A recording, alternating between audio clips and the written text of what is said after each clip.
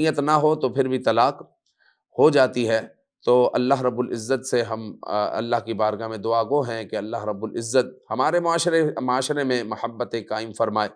اور جو یہ جذبات میں آ کر گھروں کو توڑ دیتے ہیں، پھر آ کر روتے ہیں آنسوؤں سے، بڑے بڑے داڑھی والے آنسوؤں سے رو رہے ہوتے ہیں اور کہتے ہیں کہ کوئی حل نکالیں، یہ میرے سے غلطی ہو گئی، میرے 4 بچے ہیں، اب میں کیا کروں؟ تو جناب عالی، اگر گھر میں کیسا بھی مسئلہ ہو جائے، بچے ہو چکے ہیں تو آپ نے کمپرومائز کرنا ہے، آپ نے کمپرومائز کرنا ہے جب تک کوئی مفتی جو ہے آپ کو اجازت نہ دے دیں، اس کو ذہن میں رکھیں آپ، جب تک کوئی مفتی آپ کو اجازت نہ دے دیں تب تک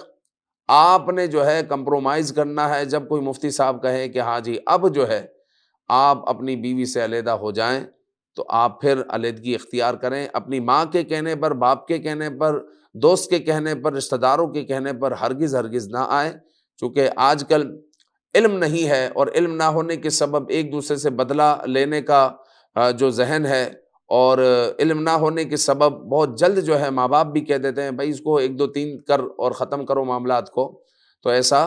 نہ کریں، بلکہ صلح کی طرف آئیں، گزاری کی طرف آئیں، کیونکہ بچے ہو چکے ہیں۔ اللہ رب العزت تمام گھروں کو سدا سلامت رکھیں، آپس میں محبتیں، الفتیں عطا فرمائے۔ آمین بجاہ النبی الامین صلی اللہ تعالی علیہ وآلہ وسلم۔ مولا کی رحمتوں